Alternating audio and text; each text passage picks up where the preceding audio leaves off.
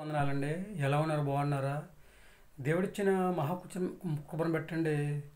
మనం 2024 సంవత్సరంలో ఆఖరి రోజులో ఉన్నామన్నమాట అండి. లాస్ట్ దినంలో ఉన్నామన్నమాట అండి. కాబట్టి దేవుడు యొక్క వాక్యం ద్వారా దేవుడు చెప్తున్నాడండి. మరి 2024 సంవత్సరంలో ఎలా జీవించారనేది మీకు తెలుసు అనమాట అండి. కాబట్టి 2025 సంవత్సరంలో ఎలా జీవించాలని చెప్పేసి ఆలోచన కలిగి ఉన్నారండి. 1 కొరింథీయులకు రాసిన పత్రికలు చెప్తున్నాడండి. ఇదిగో పాతవి గతించును, కొత్తవి ఆయనని చెప్పేసి దేవుడు తన పరిశుద్ధ లేఖనం ద్వారా చదివిస్తున్నాడు అనమాట అండి.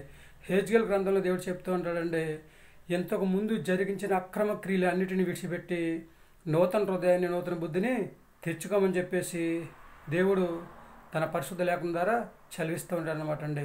యెషయా గ్రంథంలో చెప్తూ ఉంటాడండి, ఎవరైతే దేవుని మీద ఆనుకుని ఆధారపడి జీవిస్తూ ఉంటారో వారందరినీ కూడా పూర్ణ శాంతికర్తలుగా చేస్తారని చెప్పేసి దేవుడు చెప్తూ ఉంటాడు అనమాట అండి. అదేవిధంగా మనం చూసుకున్నట్లయితే ద్వితీయోపదేశ కాండంలో చెప్తూ ఉంటాడండి, ఎవరైతే దేవుని మాట వింటారో, ఆయన మాట ప్రకారం నడుచుకుంటారో వాళ్ళందరినీ కూడా బయటికి వెళ్ళేటప్పుడు, లోపలికి వచ్చేటప్పుడు ఏ స్థలంలో ఉన్నా సరే దీవిస్తారని చెప్పేసి ద్వితీయోపదేశ కాండం 28వ అధ్యాయము 1 నుంచి 14 వర్షం వరకు మనం చూసుకుంటే అక్కడ కొన్ని మాటలు మనకు కనపడుతూ ఉంటాయన్నమాట అండి. దేవుని మాట వినడం వల్ల లాభం ఏంటి, ఉపయోగం ఏంటి, దేవుని మాట వినకపోవడం వల్ల నష్టం ఏంటి అక్కడ చెప్తూ ఉంటారు అనమాట అండి.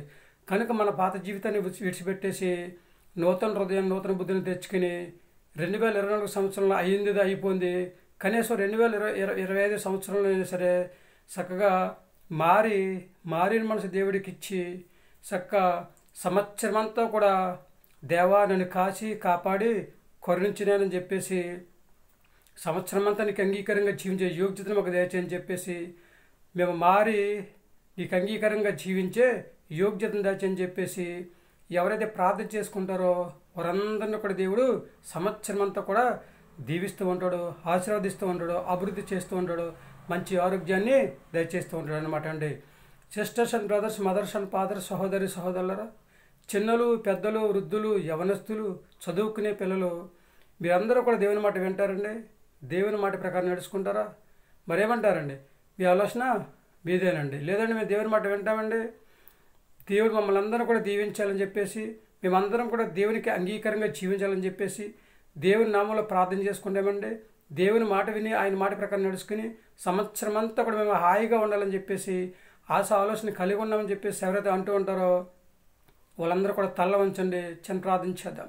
మహాపరుషుడైన పరలోకపు తండ్రి, నీ ఘనమైన పదవులు లెక్కలేని స్తుతి స్తోత్రాలు ప్రభా. 2024 సంవత్సరం అంతా తను మమ్మల్ని కాసి కాపాడు ప్రభా. ఆఖరి దినాల్లో ఉన్నాం తండ్రి, లాస్ట్ రోజులో ఉన్నాం ప్రభా, నీకు వందనాలు. లాస్ట్ డేలో ఉన్నాం, నీకు వందనాలు తండ్రి, స్తోత్రం ప్రభా. తండ్రి నీ చిత్త ప్రకారం ఉన్న తండ్రి, స్తోత్రం ప్రభా. తండ్రి చక్కగా మమ్మల్ని అందరూ కూడా దీవించి ఆశీర్వదించి నీ రెక్కల చోటుని కాచి తెసి కాపాడి సంవత్సరం అంతా మంచి ఆరోగ్యం దయచేసిన దేవా, నీకు వందనాలు తండ్రి, స్తోత్రం ప్రభా. ఇక మీదట తండ్రి, స్తోత్రం ప్రభా. చక్కగా మేము తండ్రి నీ మాట విని నీ మాట ప్రకారం నడుచుకుందండి. 2025 సంవత్సరం అంతా కూడా ప్రభా హ్యాపీగా జీవించే యోగ్యతను దయచేయండి. చిన్నలను, పెద్దలను, యవనస్తులను, వృద్ధులను అందరిని కూడా దీవించండి, ఆశీర్వదించండి. అలాగే ప్రభా తండ్రి చక్క గర్భిణీ స్త్రీలను, బాలింతరాలను దండిస్తున్న వారు, సంతానం బిడ్డలను, అనారోగ్యం బాధపడుతున్న వారిని తండ్రి, ఉద్యోగం కోసం ఎదురు చూస్తున్న వారిని, వ్యాపారం చేస్తున్న వారిని తండ్రి, అలాగే తండ్రి చేతులు చేసుకుంటున్న వారు తండ్రి, స్తోత్రం ప్రభా. వాహనం నడుపుచున్న వారిని, వివాహం కోసం ఎదురు చూస్తున్న వారిని ప్రభా, ప్రతి ఒక్కరిని కూడా 1 by 1 పేరుని దీవించండి, ఆశీర్వదించండి. ప్రతి ఒక్కరు ప్రభా నీ మాట విని నీ మాట ప్రకారం నడుచుకుని ఇవి ఇచ్చే దీవెన, ఆశీర్వాదం, మేలులు తండ్రి చక్కగా తండ్రిస్తున్నావు. నువ్వు చేసే ప్రభా ఆశ్చర్యకారాలు తండ్రి ప్రభా బిడ్డలందరూ కూడా అనుభవించి 2025 సంవత్సరం అంతా తండ్రి ప్రభా సంతోషంగా, ఆనందంగా ఉండడానికి ప్రభా ఇప్పటి నుంచే తండ్రి ప్రభా ముందుగా సిద్ధపడి తండ్రి ప్రభా నేను ప్రార్థన చేసి అడిగే యోగ్యత దయచేయమని, అందరికీ మంచి ఆరోగ్యం దయచేయమని, మా ప్రార్థన ఆలకించండి, మా ప్రార్థన బలం దయచేయండి. మా కొరకు తరగని యేసుక్రీస్తు పేసమైన నమ్మలాడి వేడుకొంచున్నాం తండ్రి, ఆమె. అందరికీ వందనాలండి. తిరిగి దేవుని ఆశీర్వాదాలు మీకు తోడుకున్నాను గాక. దేవుడు మిమ్మల్ని దీవించి ఆశీర్వదించను గాక. దేవుడిచ్చిన మహా ఉత్సవం బట్టి 24వ సంవత్సరం అంతా దేవుడు మనల్ని కాచి కాపాడని దేవునికి హృదయపూర్వక వందనాలు తెలియజేస్తూ అందరూ కూడా దేవుని మాట వినండి, ఆయన మాట ప్రకారం నడుచుకోండి, ఆయనకు అంగీకారంగా జీవించండి. దేవుడిచ్చే ఆశీర్వాదాలు పొందుకుని సంవత్సరం అంతా హాయిగా జీవించాలని చెప్పేసి దేవుని ప్రార్థన చేసి అడగండి. దేవుడు మిమ్మల్ని దీవించడానికి ప్రయత్నం చేస్తూ ఉంటాడండి. ఏమంటారు? మీ ఆలోచన మీదేనండి.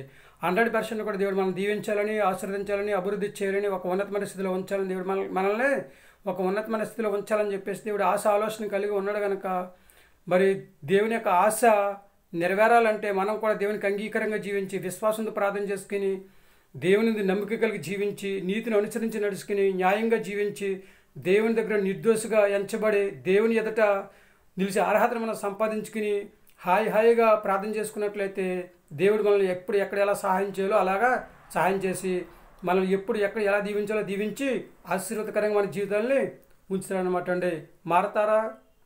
మారిన మనిషి దేవుడికి ఇస్తారా? జీవిస్తారా దేవునికి అంగీకారంగా? చేస్తారా దేవునికి విశ్వాసంతో ప్రార్థన?